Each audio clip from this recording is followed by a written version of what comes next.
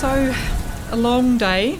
After about 7 or so hours, perched on the ridgeline of this very steep, slippery roof, all of you realise you're not going to be rescued and that Neal and Sam have got to figure out how they're going to get back down. Well, the problem was the water had receded, and here we were up on this roof, and if we were to try and get off and fall off, before we could have fallen into the water, but now we're looking at a 8-9 metre drop to the ground. So it was like, how are we going to get off this roof? I think I'd said to Sam, what I'm going to do is I'll get off the roof, and then I'm going to go back and walk through the house and the garage, find a ladder, and then I'll get you guys off the roof afterwards. That was the plan. Yeah, so in terms of getting off that roof, that it was harder to get off the roof than to get on. Right, on top. okay. Because pretty much there was no water. So we basically, if I fell off there, I'd be in big trouble. Yeah, the stakes were a bit higher, weren't they? Yeah, I'd be in big trouble. And it was a long way down. I said to Sam, look, let's tie some of the blankets and the things we had there. Let's, thinking of the escape movies and when you tie a load of blankets together and you sort of hang off and, climb over the fence. Well, I said, let's tie some blankets together. Been watching too much James Bond. No, let's tie the blankets together and I'll get you you need to come over here and brace yourself against the roof, and I'm going to basically swing over and land onto the balcony. Tarzan.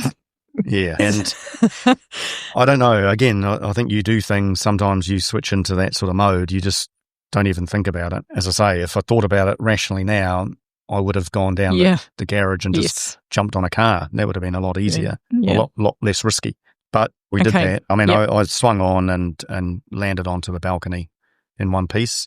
From there, then obviously that was quite major in itself. I did think it was funny, when you told me about that, and I sort of thought it sounded a bit reminiscent of a prison escape, and then Sam sort of mentioned that Dad had his Tarzan moment. I did think that was really watching him swing off the roof. Yeah, it was crazy. It was just like I could have pulled Sam off the roof as well. Yeah, I was just laying on my stomach holding a blanket. Yeah.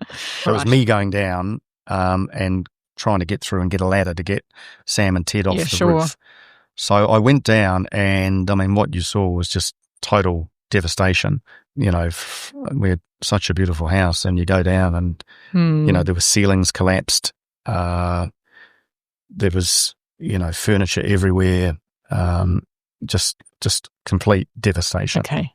Yeah. And getting downstairs, the water had pretty much receded, but what we were left with was a sludgy, silty mud, and it was sort of knee deep in the house. And having to walk through that, you sort of could walk through it, but it was not easy. There were bits everywhere. I mean, there were, glasses, there were ornaments, there were pictures. It was just a devastation. So, and an obstacle course, And to get through to the gate, I mean, we had furniture that had come in and was in the way, so I had to pull that out the way.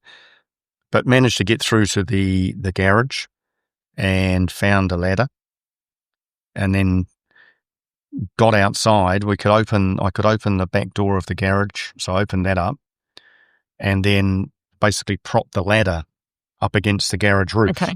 And that would enable Sam particularly to come down, and then we had to think about how we're going to get Ted off. He didn't want to walk down the ladder, I can assure you. So, so Ted and I were just waiting on the top of the roof. And then he came and he basically told me I need to get Ted to the ladder. And I was like, oh no, how am I going to do that? But he was so trusting. That's amazing, isn't it? And because it was so steep, I kind of had to crouch down, pretty much squat and walk down because it was slippery and steep. And I just did 3 little steps, and then Ted would do 3 steps. He mimicked exactly how I walked down the roof. And and if I stopped, he would stop, and he just was next to me, exactly the same. Yeah, because he'd been very quiet up on the roof, hadn't he? Yes. Yeah, all the time he was up there and probably in shock. Yeah, we wrapped him around in pretty much every blanket that was on the roof, and he didn't move pretty much the whole 7 hours. So we had to actually keep checking to make sure he was still alive because he just wasn't making a sound. He was definitely in shock. Yeah, and then he just followed me down the roof, but then he did stop because on the roof where the water had been, there was some silt, and he didn't want to, I think he saw that, and he didn't want to go any further. Right. And I did take a blanket down because Dad was like, I need to cradle him pretty much in a blanket to get him off the roof. And I remember Dad just grabbed his collar.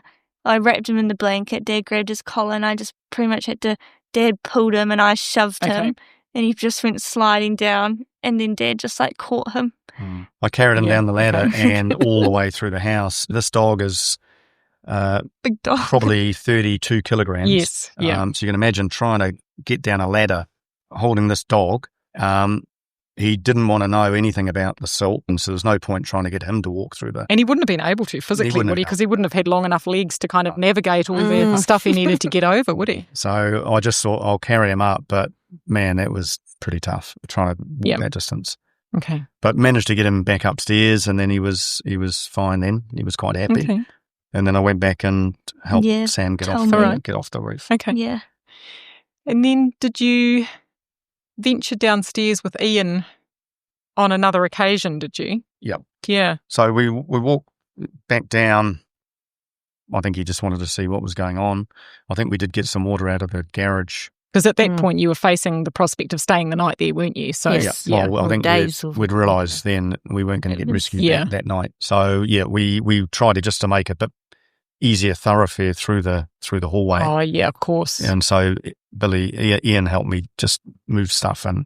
But when we were walking down, so we've already mentioned that Ian and I are big James Bond yes fans, and we both collect memorabilia on James Bond, and you know, we've always had that interest together. And we were planning a bit of a movie fest when they came, and you know, I had all the movies, deciding which ones to watch over the week. And and anyway, we didn't think much of it, but obviously all the DVDs, we had a huge CD collection gone. I mean, you just didn't know where they were, but scattered to the four winds. God knows where they were. But on the light switch, as you walk into the hallway, was one of the DVDs, one of the James Bond DVDs.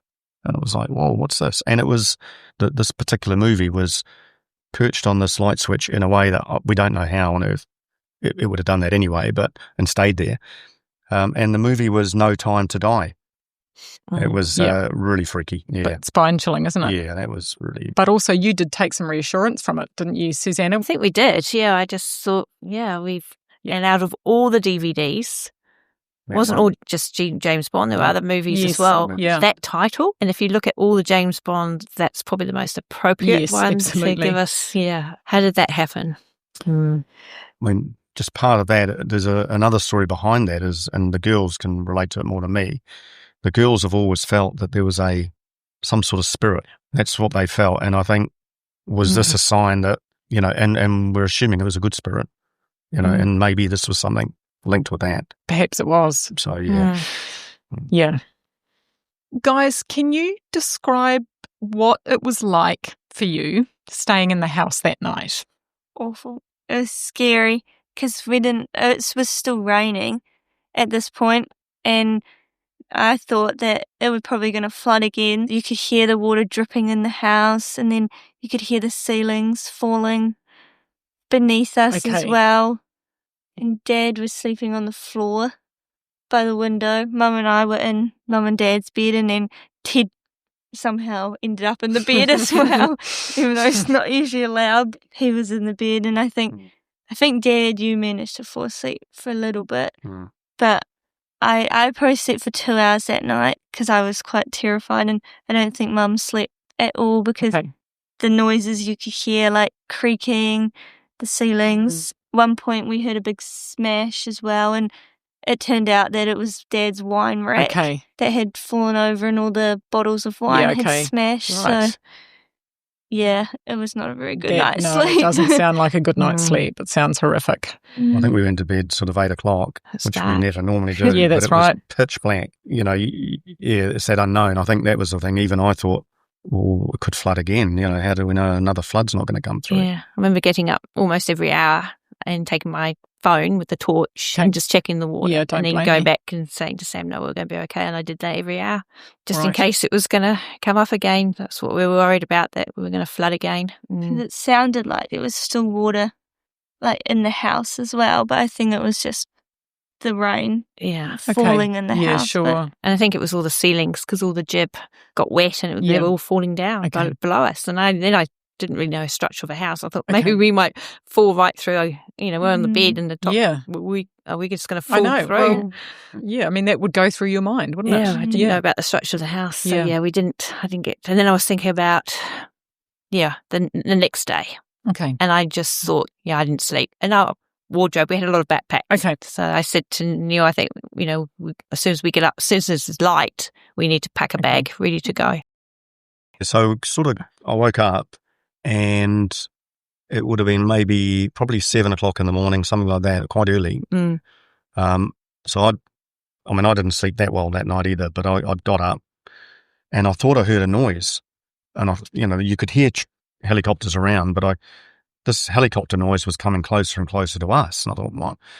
And I went to the balcony window and I could see a helicopter literally hovering across our driveway. And the guy could see me and I waved to him and he waved to me and he was sort of pointing, get outside, come down. I thought, brilliant, here we are, we're going to be rescued. And we basically got everyone up and as Suzanna said, we got our backpack, a little backpack each or whatever we had, and we all basically got downstairs. And then he went off. He wasn't just hovering there waiting for us. So we assumed he'd seen us. We need to get outside, and then he was going to come back shortly. Okay. And was it fairly hard getting Brian through the house? It was hard for everyone to get through. By then, the sludge had dried out a bit. Oh, yeah, so it was actually a thicker sludge to try and walk through. Sure. Still knee deep. So, we all sort of chugged through that. It wasn't easy. And the stairs, we had wooden stairs. Yes. Yeah. And they were thick with silt. Okay. And the banister, the railing was wobbly and it took us a long time to get outside. Okay. And the dog wouldn't go down the stairs. I think Dad had to go back up the stairs and get him. He wouldn't have a bar of it. So it took us a long time. And normally that would have taken us 1 or 2 minutes to walk down and be outside. I think it would have taken us an hour.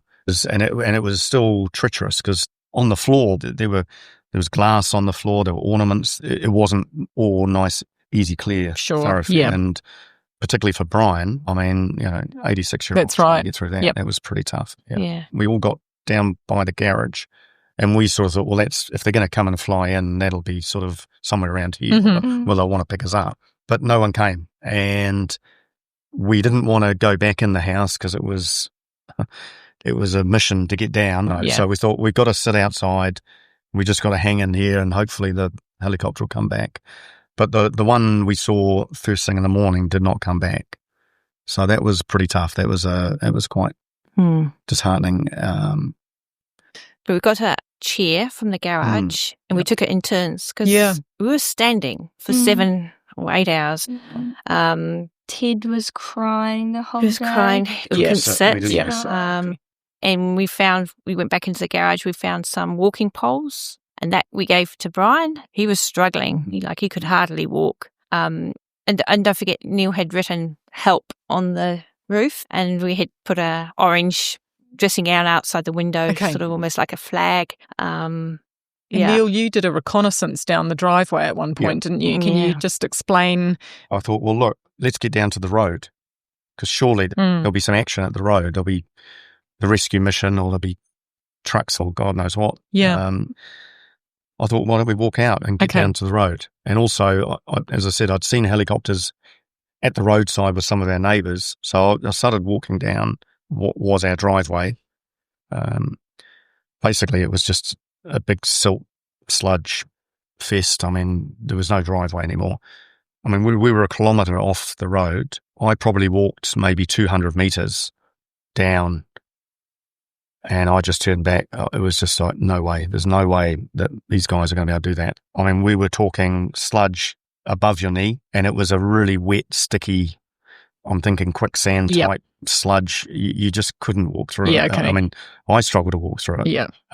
So these guys would not have been able to do it. I think we were all pretty despondent by then. I think we'd had a long day again and everyone was just over it.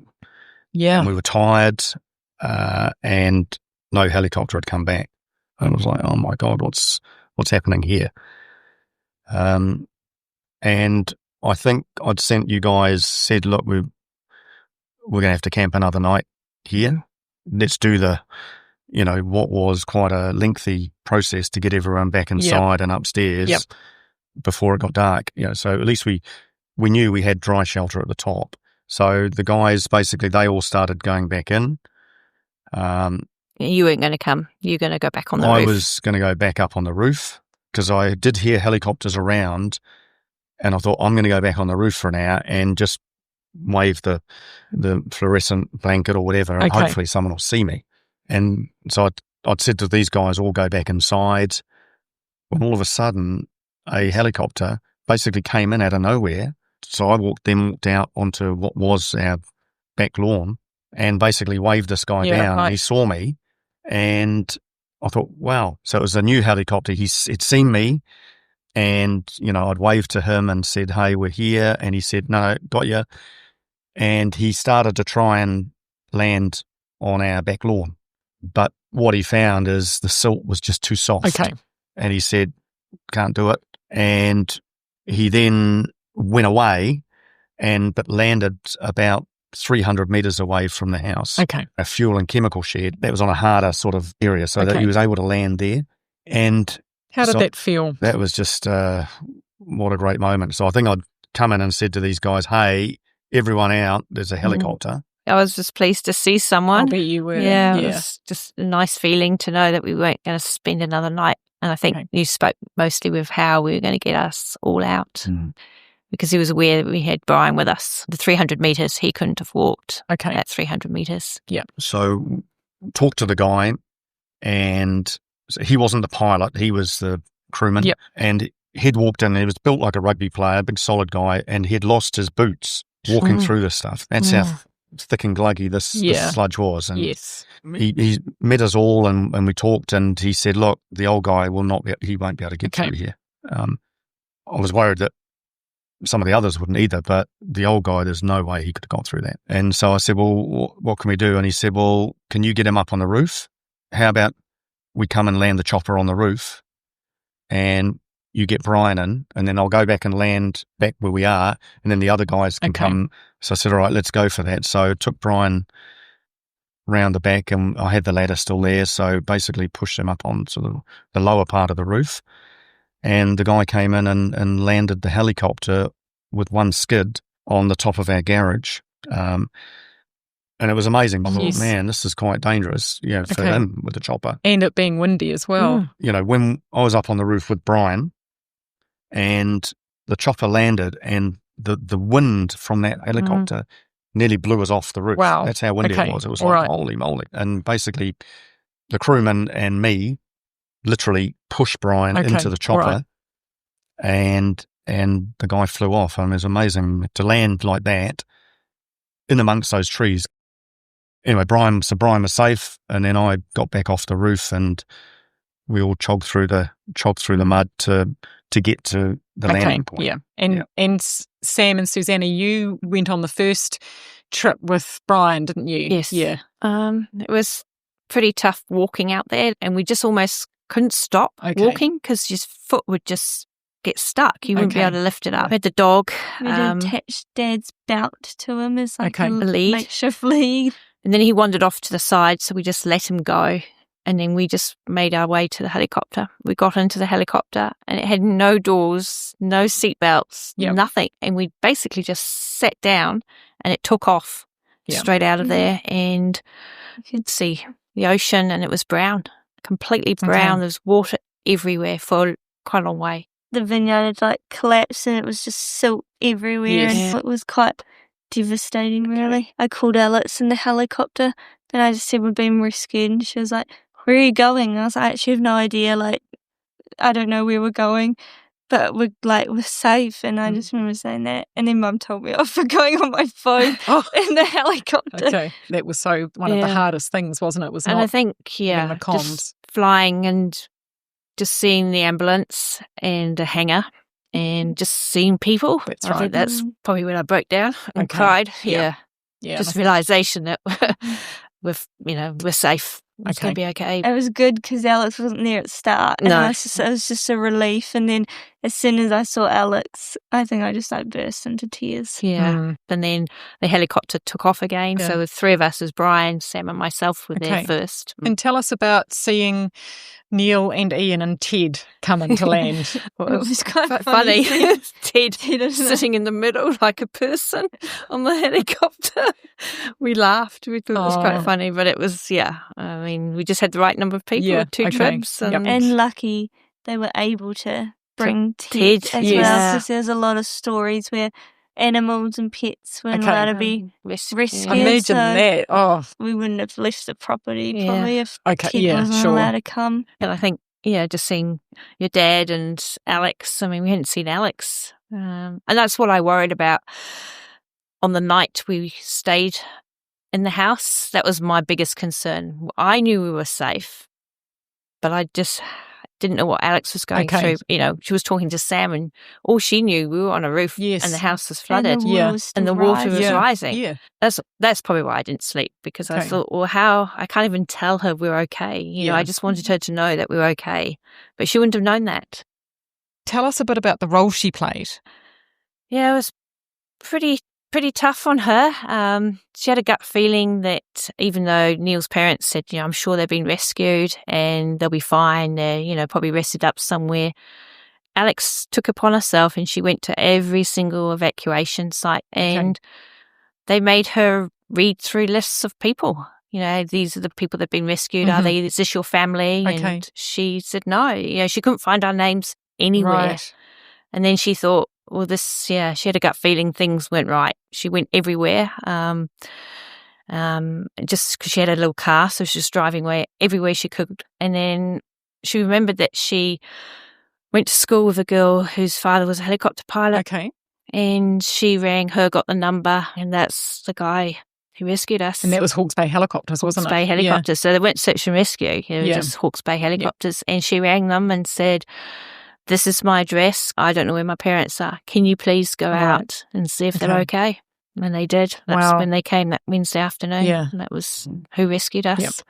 So if it wasn't for Alex taking the initiative and, I don't know. Yes. We probably would have just been out there for a few extra days. But that wouldn't have been very nice. Yeah. No. So, she was working in the background and never lost hope that we were going to be okay. But I did hear afterwards there were rumours, I know even with my tennis club, that we hadn't made it out. Oh, really? Yeah, right? No one really told me directly, and they wouldn't say it in front of Alex, but because people hadn't heard. And of course, when we were on the helicopter, my phone was pinging, desperate calls from my parents. By then, everyone outside Hawke's Bay knew more about what was happening than anybody living in Hawke's Bay. So my parents, they had seen everything on the news, and I had desperate calls from my mum saying, I haven't heard, please just ring and let us know you're okay. But of course, we couldn't do that.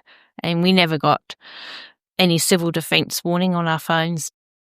And how old was Alex at the time? Was she 17? 17, yes. Yeah. Yes. And I believe that she was even told at some point, I think by one authority or another, that everyone from Omaranui Road was safe and accounted for, had been, safely evacuated or whatever. And she didn't nod and smile and say, well, okay then, and bring her efforts on your behalf to an end. She just kept on persevering and followed her gut. So, yes, she was told by the police and that, everyone had been rescued on our road. And that they were at the mission. And just, how she felt reading, lists. Because, of course, when we got rescued, we had to put our names on the list. And those are the lists that she had to read and not find our names. Yep. Yeah, so she was having a harrowing experience of her own, really, wasn't she? Yeah. And so you went home that day from Bridgepa with Neal's parents and to Havelock North, which is where you stayed for the next few months. And I know you were very grateful to have that option while you embarked on a difficult recovery process. What would you like to share about that? Yeah, it was a pretty tough sort of 6 months, I think. Immediately after the flood, we were just very, very lucky. My parents lived where they did, and they had a big house. So really, we were quite fortunate, I think. But yeah, so the recovery, look, one of the biggest challenges was trying to access the property. There was no driveway. Okay. And what was our driveway was now just covered in silt. People didn't know. And I think the council early on were going around stickering houses for health and safety. And what I found out is that my two neighbours down the front had both been red stickered. And I said, well, the council haven't been to see me. And anyway, so I had to ring the council and say, what's going on? But the council, the people I spoke to said, oh, we didn't realise there was a house up there. Okay. And I was like, well, geez.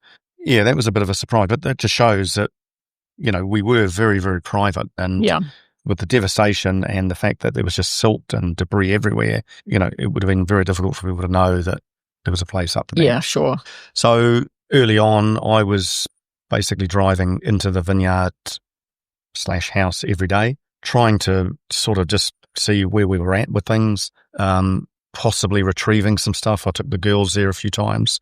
They helped me retrieve things. I had a friend of mine who came in to help me quite a bit over that time. How was it for Alex going back to the property? Yeah, she was pretty shocked and but she wanted to help. I mean, obviously, there were a lot of stuff was non-retrievable. But, we found some treasures. Probably I was going there for 6 weeks every day, day in, day out.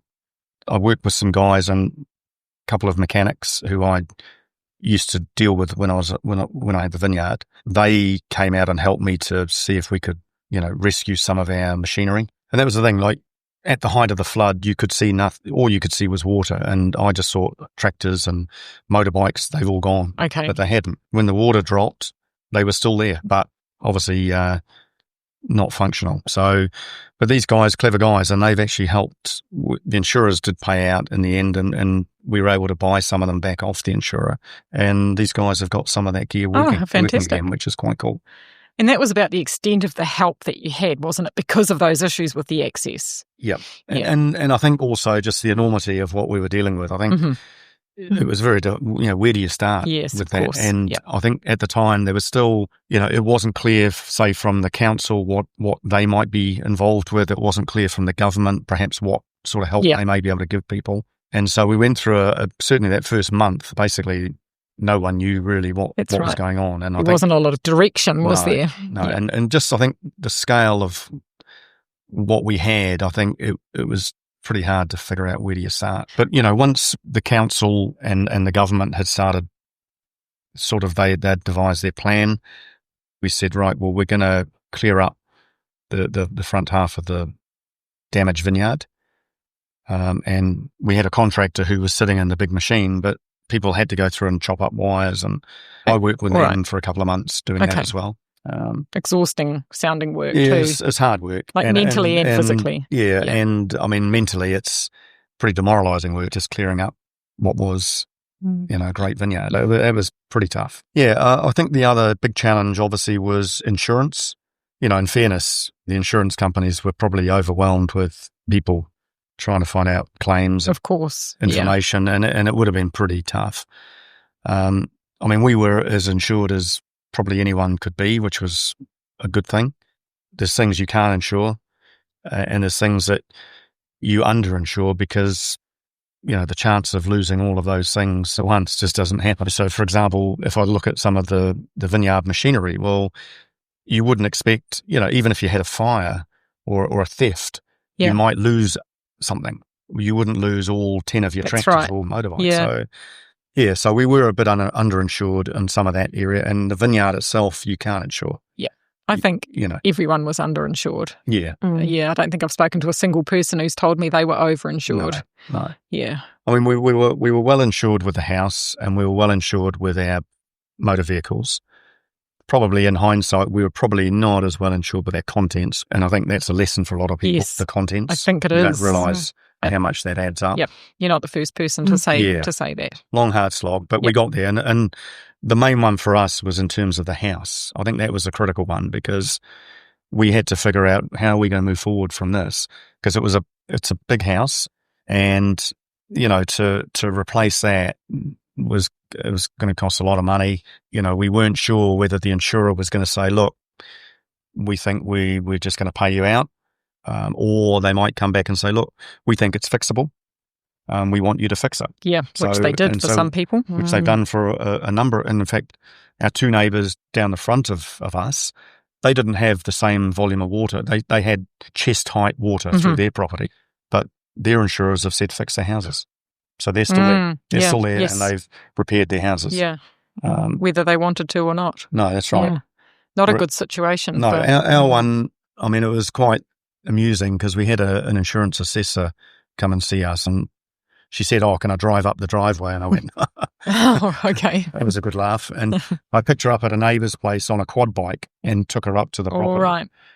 And I mean, she didn't quite realise, what she was coming into, but I took her up, and literally, I mean, this is the thing that shocked me. Literally, she walked into the house, spent 10 seconds in there and said, no, that's it. Just that was her assessment. They came back and said, look, we're going to offer you a payout. You can either accept this payout or we will fully rebuild the house for you. And I think for us, the easy one was to say, let's just take the payout. Draw a line under it. Draw the line and let's move on, which is sort of, again, quite fortunate for us. We've been able to pretty much ring fence that life and close that chapter and move on pretty quick, which has been good. Yeah. But for you did almost have the rug kind of ripped out beneath you with the sudden loss of the vineyard. So can you tell us a bit about what that's been like and what new pathways are shaping up for you now? Yeah, it was, because that was my new life. And it was all about the vineyard. It was all about a wine company I had, Alchemy. And it was all about living, for me, it was living on the site. And that was a lifestyle choice. That was difficult because that's sort of been my life for the last 15 years. Yeah. And I'm now out of the IT game. What I know about IT now is, compared to what is now, it's quite different. So I'm a bit of a dinosaur in terms of IT nowadays. Yeah. And my focus had been, hey, I see this is going to be me through to retirement, and that's my life. So that was gone. So that was tough. Since then, I mean, we've bought a new property, and we really like that. I work with, I mentioned the mechanics who came and helped me with some of our gear. I now work with them part-time, helping them with their business sort of development and their sales. Oh, okay. Which is something I like. Cool. I've done and I like doing. And to be honest, their plan, because I helped them, we helped them set up their business as well.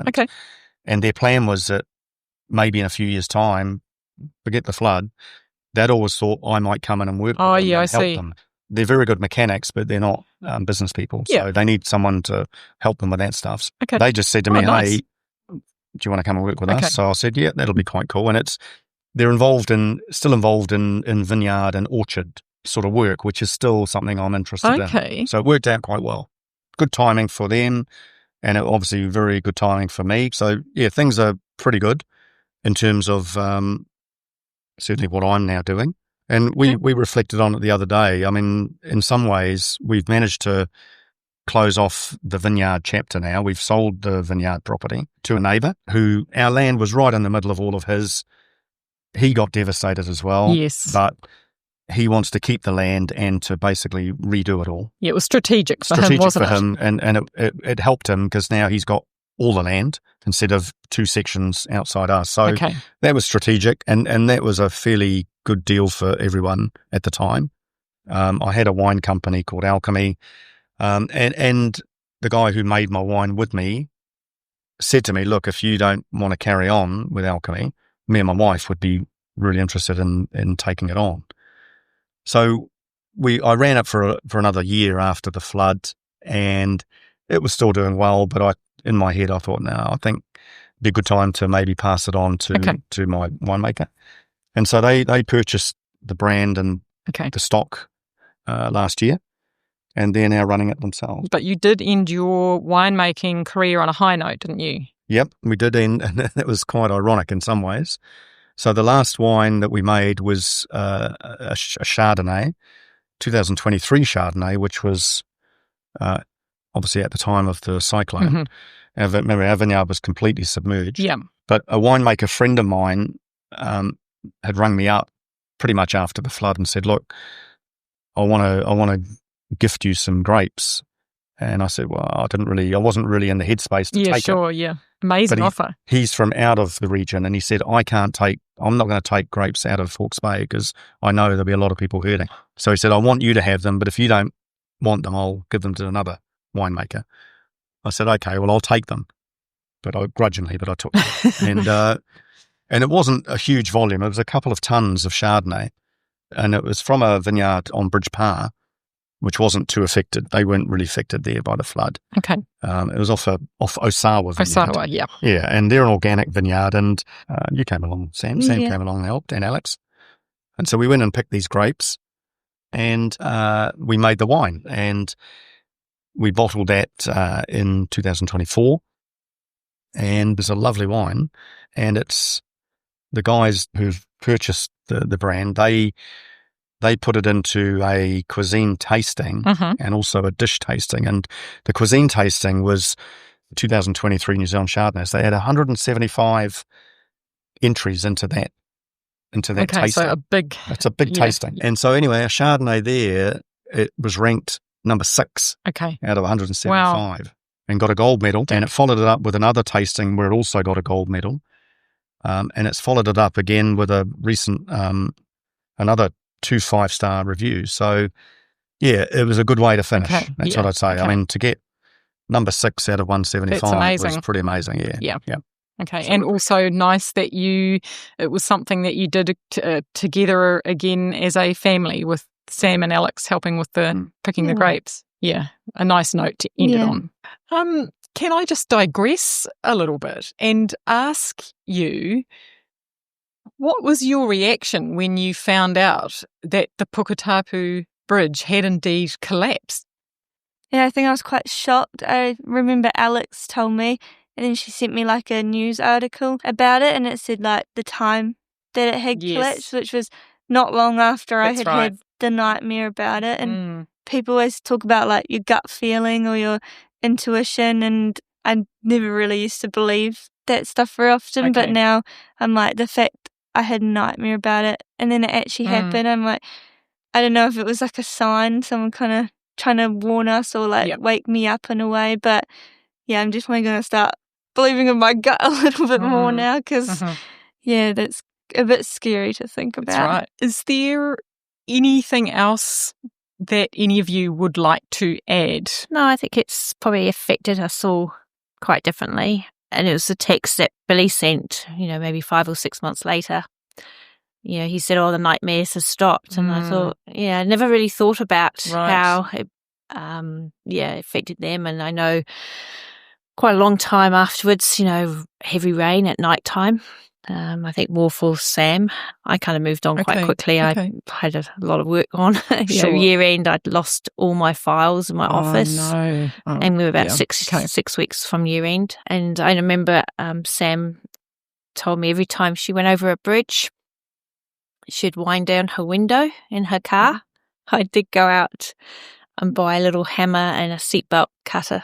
Okay. And I gave one. I gave one to, we've got them in our cars because I thought it's not going to be the last time it will happen. If you're traveling somewhere in your car and a flash find flood. yourself in water. I know the girls are really good swimmers. And so, they now have one in their cars that they can smash the window and get out. At least be able to swim. And But just little things like that. Changes your perspective on things, doesn't it? Yeah, it certainly does. And looking at the news items, the California fires and the floods, I think were in Italy soon after ours. And just, people go through what we went through. You've got empathy for what, you do. You can relate to it a lot more now. Yes. You can relate to these natural disasters and what's happening with, cyclones in Brisbane and, how they're preparing for the floods. I don't know if you saw the recent articles about some Kiwis who live either in Brisbane or in close proximity to Brisbane, but I did read one or two articles as Cyclone Alfred was approaching, where Kiwis who I think had moved there from Hawke's Bay after Cyclone Gabrielle, and there were some comments made about what a difference they noticed and how the authorities were preparing communities ahead of Cyclone Alfred to what they noticed here in the days sort of before and maybe during Cyclone Gabrielle. So I don't know if you saw that as well, but no, they definitely had a lot more warning though. In preparation than we did. Hopefully all we can think of that there's been huge learnings from what happened. Yes. You know, people lost their lives, and I know that we definitely had guilt afterwards, and I know we went through it, but we still had a huge amount of guilt that we survived. I know certainly Sam and I spoke about it quite a bit. Yeah, we just felt a numbness that, yeah, we lived and people died. Survivor's guilt. Yep. Definitely, you know, with all the animals that died too. Yep. People lost their lives, and how did we survive? And they didn't. As you said, it wasn't your time. No, it wasn't our time. Yep. And we've got to make the most of our life now, because we weren't taken. We had probably situations where we could have, one of us or all of us could have died, but we didn't. And we can dwell in it and think about all the possessions we lost and the beautiful house we lost, but that's not living. And we need to move on and make the most of and be very grateful. I think that's probably what we've got out of it. We're very grateful that we all survived. And that's the biggest thing. Even the dog. Yes. Bless him. You know, because it would have been a different situation if one of us didn't survive. Of course. Great message, really. Yeah, a great message. Thanks, Suzanna. Thanks, all of you. Alchemy is the ancient art of transformation, be it by science, magic, or the sheer force of nature. In this case, it was ultimately nature that reshaped the destiny of Suzanna and Neal with their daughters Sam and Alex. Despite the enormity of what they faced and the odds against them, there are also some subtle notes of magic in their story. It was definitely not their time. From Paulo Coelho's The Alchemist: when you can't go back, you have to worry only about the best way of moving forward. And this is exactly what they have done as they embrace their new directions.